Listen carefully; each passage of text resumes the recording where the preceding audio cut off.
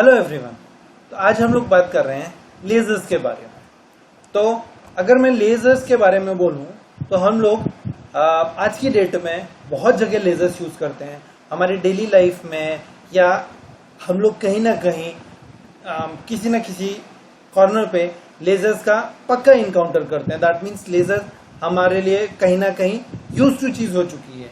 अगर लेजर्स के एप्लीकेशंस की अगर बात करें तो लेजर्स पॉइंटिंग डिवाइसेस में यूज होती है, फिर लेजर्स जो है मेडिकल फील्ड में यूज होती है जहां पर कई ऑपरेशंस में काम आती है।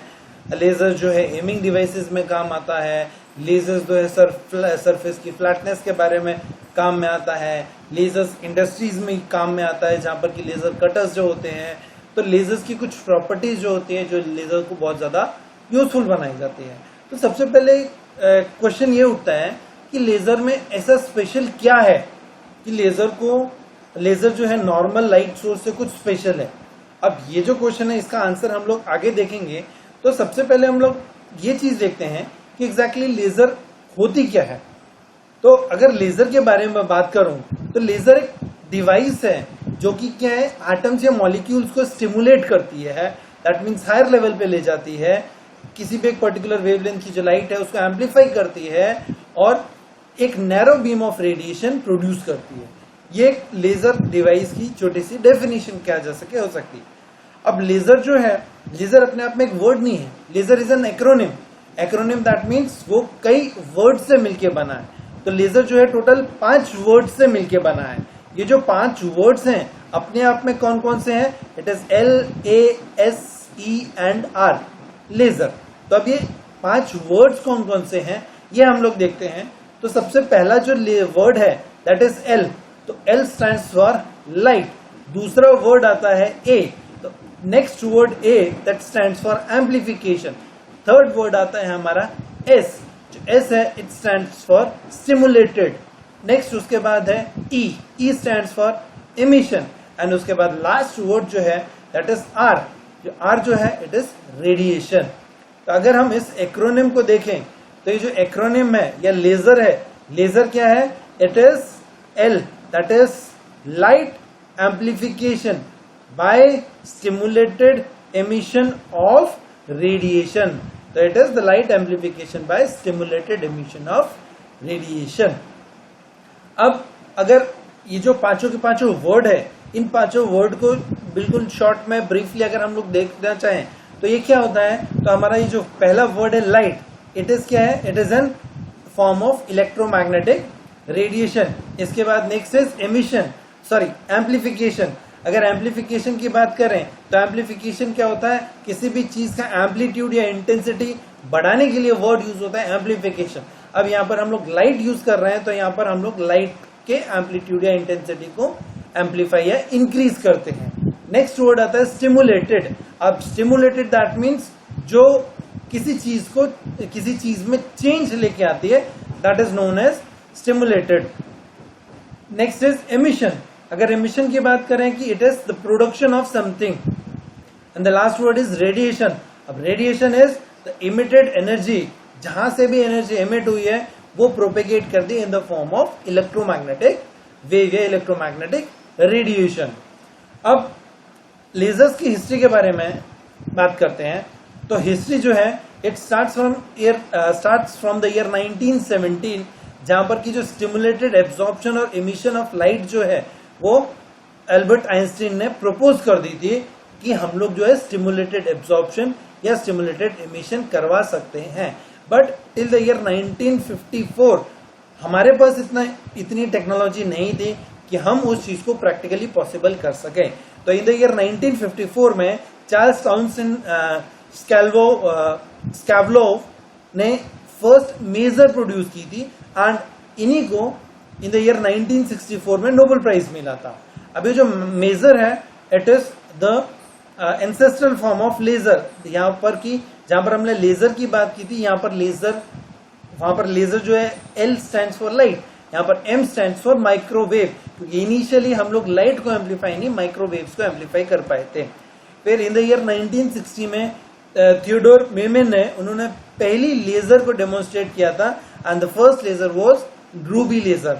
इन द ईयर 1961 में पहली गैस लेजर आई थी जो कि हीलियम नियॉन लेजर थी, and similarly in the same year neodymium laser भी आई थी।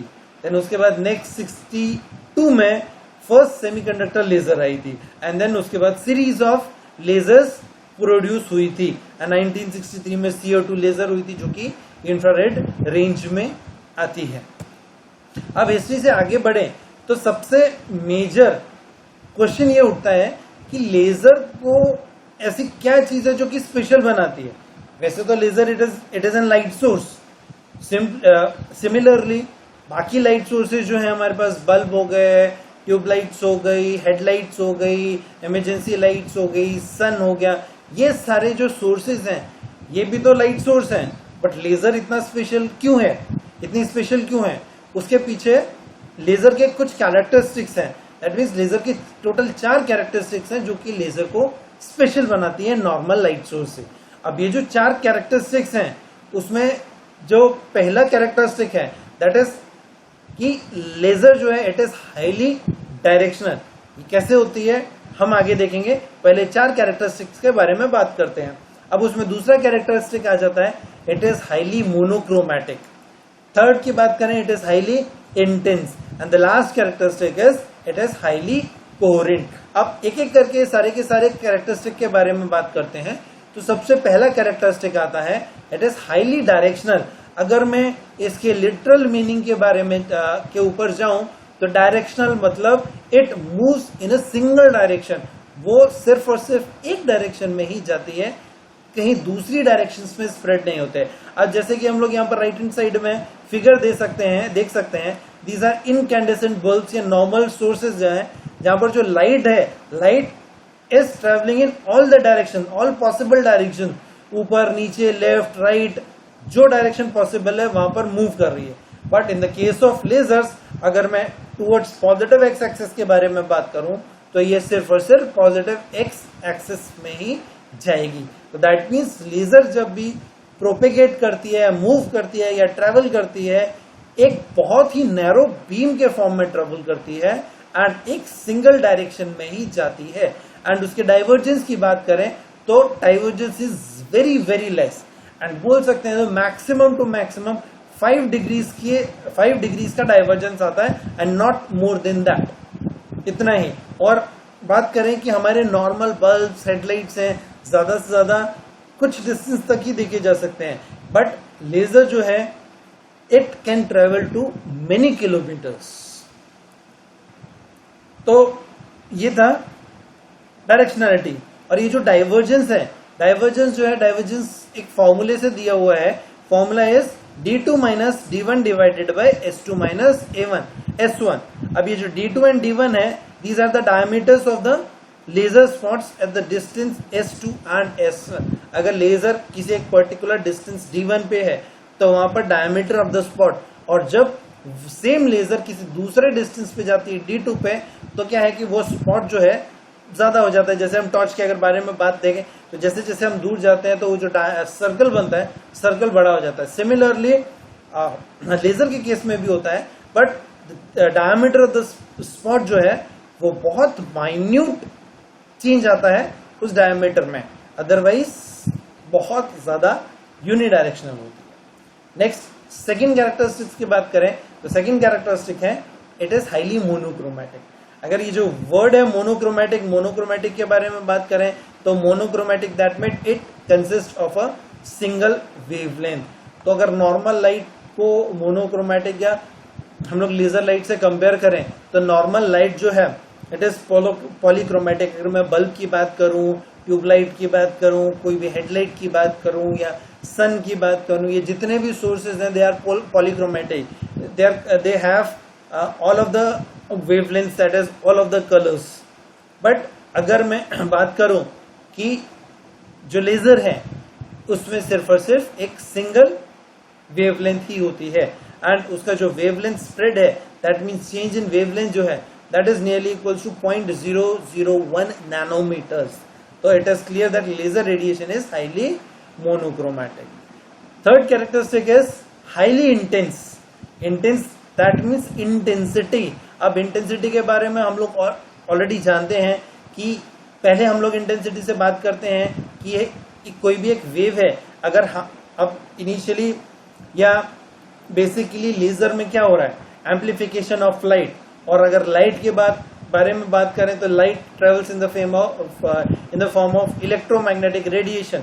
अभी जो electromagnetic radiation, it is an electromagnetic wave. अगर वेव की बात करें तो वेव हैव अ एम्पलीट्यूड।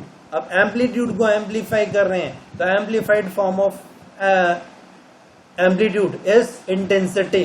तो किस तरह से इट इज हाईली इंटेंस, तो हम वो देखते हैं कि इंटेंस होती है as compare to normal conventional light.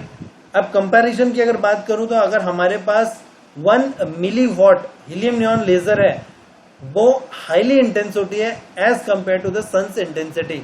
जब कोई दो फोटोन जो है सेम एम्पलीट्यूड के अगर फेज में हो तो रिजल्टेंट जो है वो ट्वाइस ऑफ ए होता है।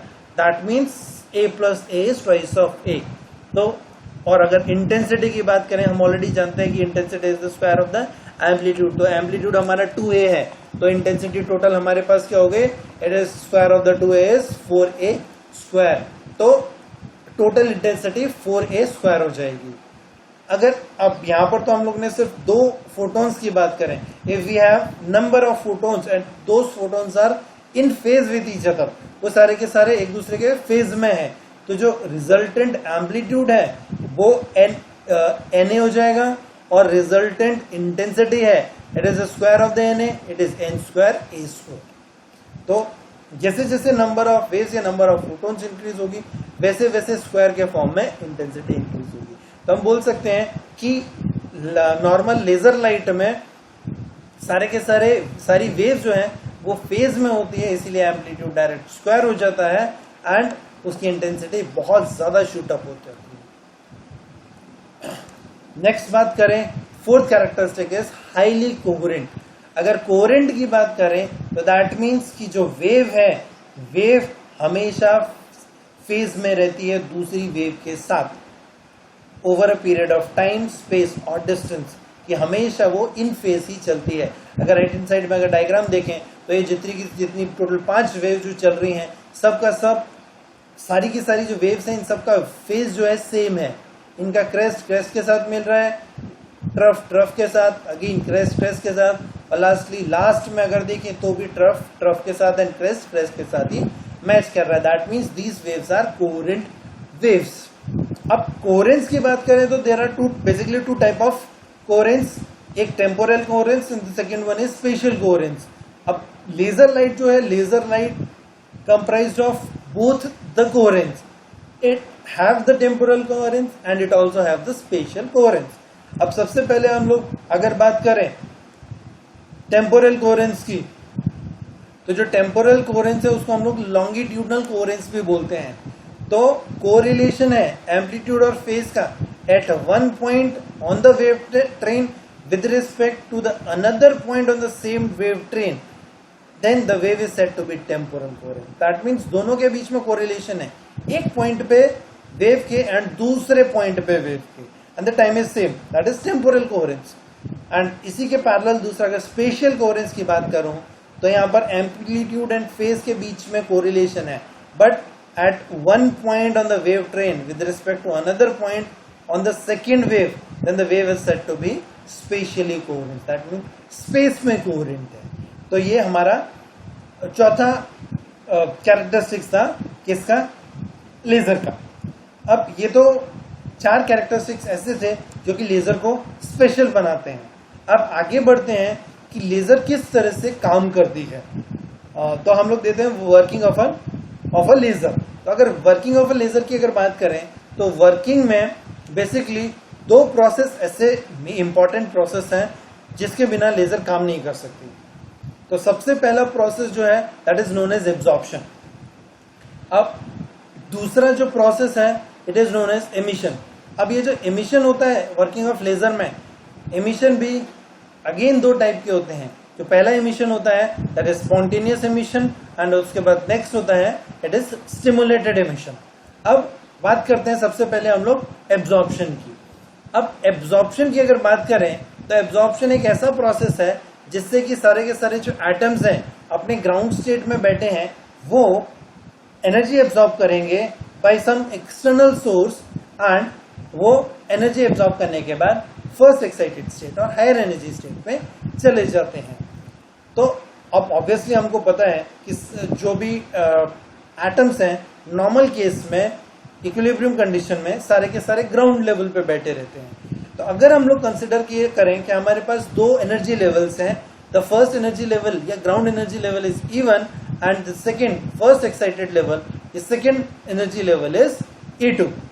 तो अब इनिशियली क्या है, नॉर्मल केस में जो इलेक्ट्रॉन्स हैं वो क्या रहते हैं कि फर्स्ट एनर्जी लेवल पे रहते हैं। जैसे कि अभी देखिए एब्जॉर्प्शन प्रोसेस में कि जब एब्जॉर्प्शन होता है तो हमने कंसिडर किया कि हमारा यहाँ पर क्या है कि E1 है, that is lower energy state.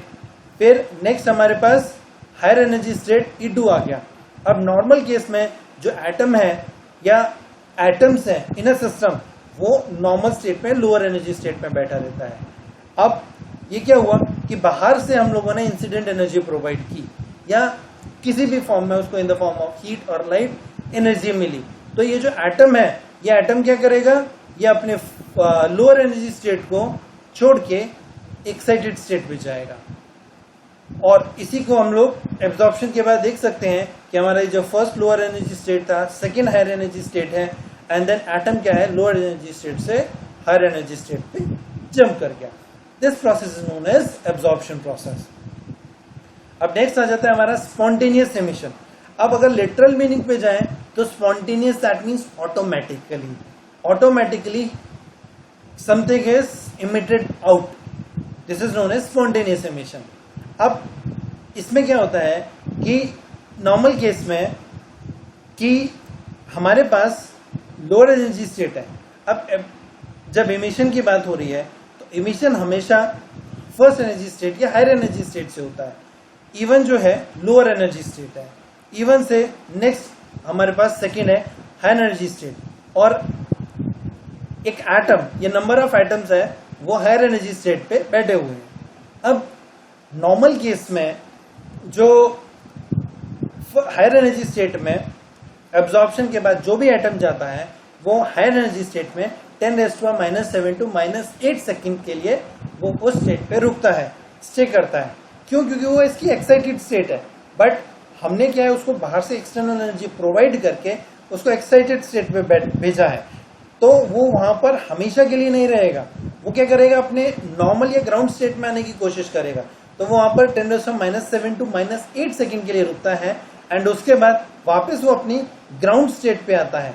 अब जब वो वापस ग्राउंड स्टेट पे आया तो उसकी जो एनर्जी है इंक्रीज हुई थी, तो जो increase energy amount of increase energy जो थी वो वापस उसको एमिट करेगा और एमिट करने के बाद वो वापस ग्राउंड स्टेट में आ जाएगा। तो यहाँ पर जो फर्स्ट फिगर था, फर्स्ट फिगर में जो था वो हायर एनर्जी स्टेट से वो नीचे आ रहा है, और जब वो नीचे आ गया तो नीचे आने के बाद जितनी एनर्जी उसने एब्जॉर्ब की थी ड्यूरिंग द एब्जॉर्प्शन प्रोसेस वो उसने स्टिमुलेटेड एमिशन में बाहर इमिट कर दिया, बाहर निकाल दी। This is known as spontaneous emission.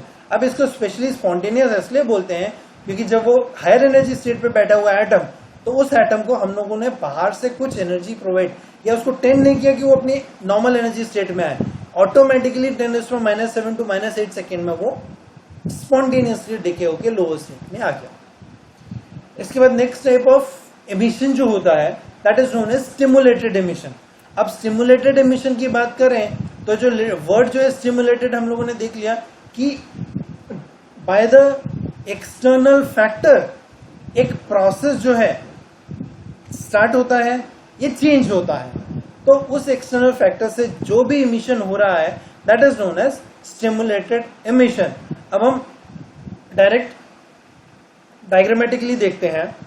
तो इमिशन के बाद अब पहले एब्जॉर्प्शन हुआ, एब्जॉर्प्शन के बाद जो एटम है, एटम क्या रहता है, अब लोअर एनर्जी स्टेट से हायर एनर्जी स्टेट पे गया और हायर एनर्जी स्टेट पे एटम बैठा हुआ है। अब नॉर्मल केस में -7 to -8 सेकेंड के लिए वो यहाँ तक रुकेगा। अब स्पॉन्टेनियस में क्या हुआ था, ऑटोमेटिकली वो वहां से डिके हो गया था।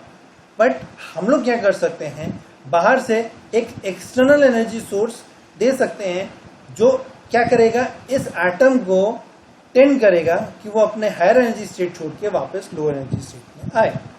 तो वो क्या करेगा, लोअर एनर्जी स्टेट में आएगा। तो अगेन ये हमारे पास दोनों एनर्जी स्टेट आए, इस एनर्जी स्टेट में वो क्या करेगा, वो हायर एनर्जी स्टेट से लोअर एनर्जी स्टेट पे आ गया। अब इसमें एक स्पेशल थिंग होगी, एक डिफरेंट होगी, जो कि स्पॉन्टेनियस से बिल्कुल अलग है। क्या कि स्पॉन्टेनियस में जब वो हायर एनर्जी स्टेट से लोअर एनर्जी स्टेट पे आया था, तो एक फोटोन जो है जितनी एनर्जी उसने एब्जॉर्ब की थी उतनी एनर्जी वो एमिट कर देगा। अब यहाँ पर है, इसमें स्पेशली क्या है कि जब वो हायर एनर्जी स्टेट पे बैठा हुआ था तब ऑलरेडी उसके पास एनर्जी थी जो वो E1 से लेके E2 पे गया था। अब हमने क्या किया, इतनी एनर्जी होने के बाद भी एक ये जो फोटोन है एनर्जी है वो एनर्जी इसको प्रोवाइड की। अब ये एनर्जी ये एब्जॉर्ब नहीं करेगा, ये एनर्जी इसको टेंड करेगी कि वो हायर एनर्जी से लो एनर्जी पे आए। तो जब वो हायर एनर्जी से लोअर एनर्जी पे आएगा तो during the transition from higher energy state to lower energy state जो एनर्जी इमिट होती है वो एनर्जी इमिट होगी, प्लस जो इंसिडेंट रेडिएशन था यहाँ पर वो भी इमिट होगा। और ये जो दोनों इमिशन है, ये दोनों इमिशन जो है वो क्या होगी, इन फेज रहेंगे। तो ये था हमारा स्टिमुलेटेड इमिशन। अब आगे चलते हैं कि स्टिमुलेटेड इमिशन में ये जितने तीन प्रोसेसेस की अगर हम लोगों ने बात की, एब्जॉर्प्शन था, स्पॉन्टेनियस इमिशन था, स्टिमुलेटेड इमिशन था, ये तीनों के तीनों जो प्रोसेस हैं, इन तीनों प्रोसेस में आइंस्टीन कोफिशिएंट्स कहाँ आते हैं। अब हमने ये देखा कि एब्जॉर्प्शन प्रोसेस में कि हमारे पास एक ग्राउंड स्टेट था E1, सेकेंड था एक फर्स्ट एक्साइटेड स्टेट था E2। अब E1 में नंबर ऑफ एटम्स जो थे वो N1 थे, E2 में नंबर ऑफ एटम्स N2 थे, और जो एनर्जी डेंसिटी है इंसिडेंट रेडिएशन की जो एब्जॉर्ब करके हायर एनर्जी स्टेट पे जा रहा था, let it be U new. तो अब यहां पर देखें तो रेट ऑफ ट्रांजिशन की अगर बात करते हैं from the state 1 to state 2, that is lower energy state to higher energy state, या ट्रांजिशन प्रोबेबिलिटी है, हम उसको लिख सकते हैं कि जो ट्रांजिशन प्रोबेबिलिटी है P12, that is probability of transition from the state 1 to state 2 will be proportional to N1, that is number of atom in first energy state and the incident radiation। या इसको हम लोग इस form में भी ले सकते हैं, P12 is equals to B12 N1 U nu। Let it be question number first।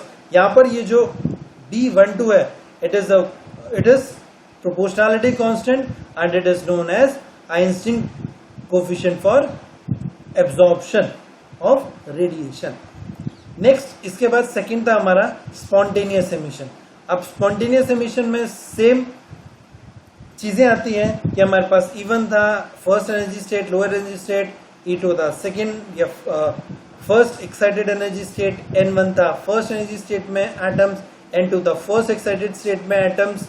And यहाँ पर एक स्पेशल चीज ये थी कि इंसिडेंट रेडिएशन नहीं था, दैट मीन्स U न्यू नहीं था। तो probable rate of spontaneous emission from the second state to the first state, या transmission probability can be written as P21। यहाँ पर P21 probability from second state to first state, and this is for spontaneous emission, इसीलिए हम लोगों ने यहाँ पर SP लिखा है। It is only proportional to N2, यहाँ पर incident radiation नहीं है। तो हम बोल सकते हैं P21 for the spontaneous emission will be equals to A21 and 2, let it be question number 2। And यहाँ पर हमारे पास A21 जो है it is the Einstein coefficient for spontaneous emission या constant of proportionality constant। अब आगे चलते हैं, थर्ड इज स्टिमुलेटेड एमिशन। अब हम लोग स्टिमुलेटेड एमिशन की बात करें तो स्टिमुलेटेड एमिशन में अगेन हमारे पास एक एनर्जी डेंसिटी आएगी, incident energy density with the frequency new.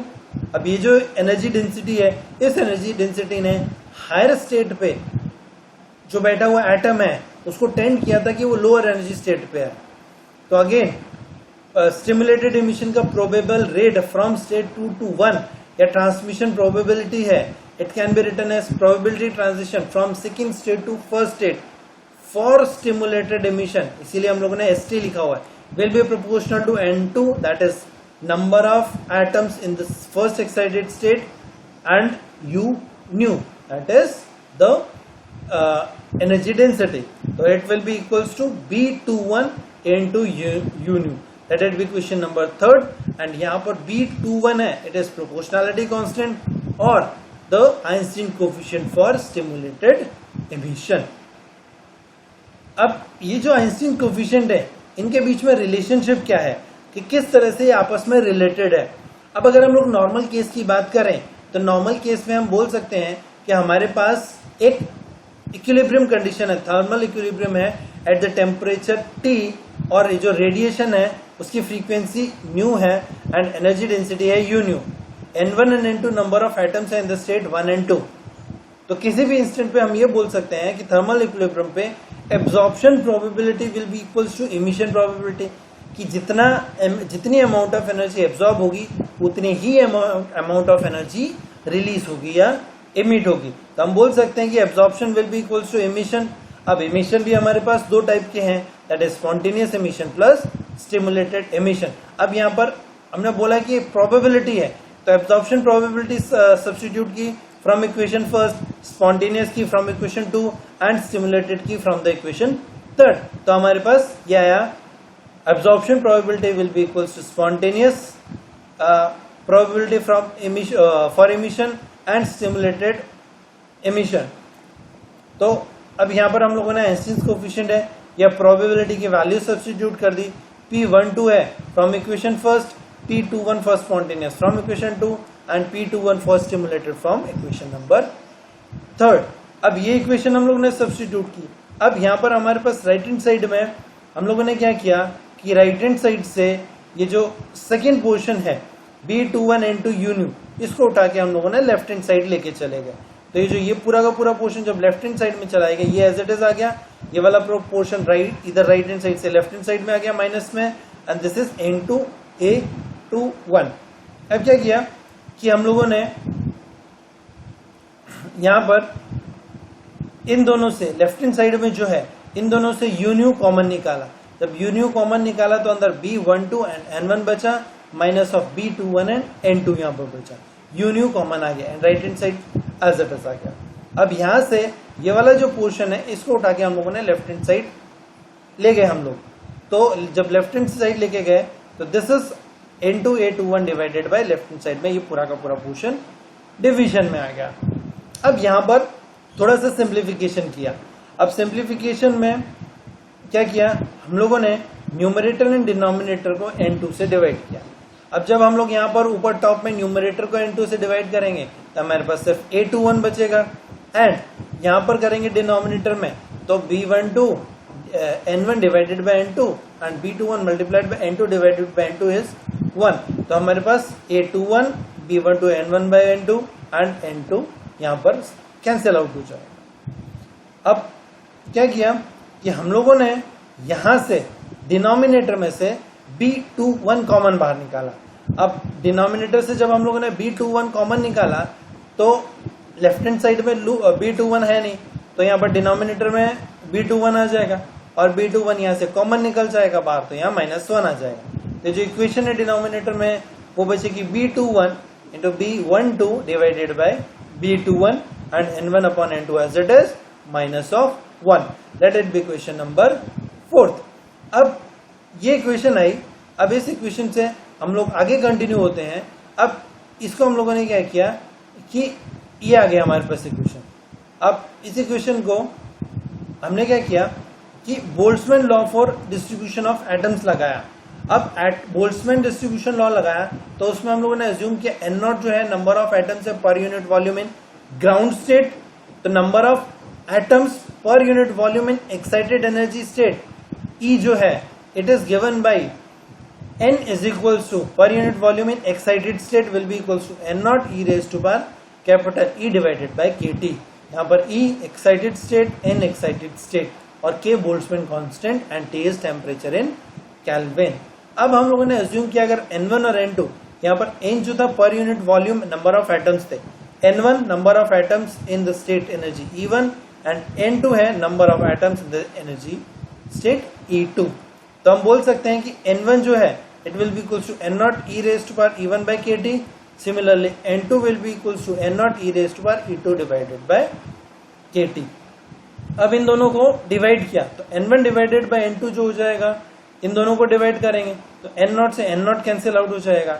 ये जो डिवीजन में है e⁻e2/kt ये ऊपर चला जाएगा, जब ऊपर जाएगा तो माइनस में है, एक्सपोनेंशियल लॉ लगाएंगे तो E1 और माइनस में गया ऊपर, तो जब ऊपर जाएगा तो माइनस हो जाएगा और इसी को सिंप्लीफाई करेंगे ऊपर, तो सिंप्लीफाई करेंगे तो E2 जो है वो माइनस में है, तो basis are same, powers are added, तो ये E2 माइनस E1 हो जाएगा डिवाइडेड बाय KT। तो हम बोल सकते हैं N1/N2 e⁻e2 minus E1 divided by KT। अब ये जो E2 माइनस E1 है ये क्या है? It is the energy difference between the two energy states, lower and first excited state. तो ये जो है it is given by E2 minus E1 is equals to h nu. तो हम लोगों ने यहाँ पर h न्यू सब्स्टिट्यूट कर दिया।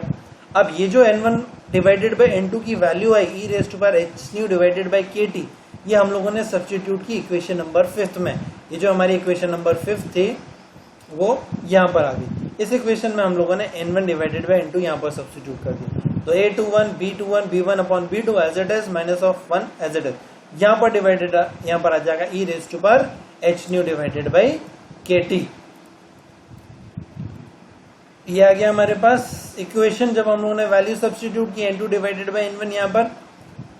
तो जब हम लोगों ने सब्स्टिट्यूट की तो अब हम लोग इसको क्या लिख सकते हैं? अब हमने क्या किया कि ये जो B21 है डिनोमिनेटर में, इसको उठा के इसके डिनोमिनेटर में लग सकते हैं। तो हम लोग लिख सकते हैं A21 divided by B21 denominator में divided by B12 divided by B21 h nu upon KT minus of 1, that is equation number 6। अब आगे बढ़ते हैं तो हमारे पास प्लैंक्स रेडिएशन लॉ है for energy density U nu. ये जो Planck's radiation law U nu जो है, U nu it is given by 8πh nu cube by c cube into 1 divided by e⁻h new upon KT minus of 1. This is Planck's radiation law and ये हमारे पास energy density आ गई। तो अगर हम इन दोनों energy densities को compare करें तो लेफ्ट हैंड साइड इक्वल है तो राइट हैंड साइड भी इक्वल होगा।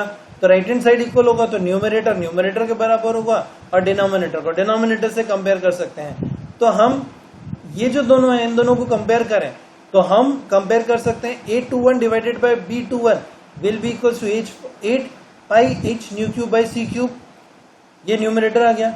डिनोमिनेटर को अगर कंपेयर करें, ये पूरा डिनोमिनेटर इस डिनोमिनेटर के बराबर है, तो यहाँ पर अगर h new by KT minus 1 है तो ये h new by KT minus of 1 आ गया।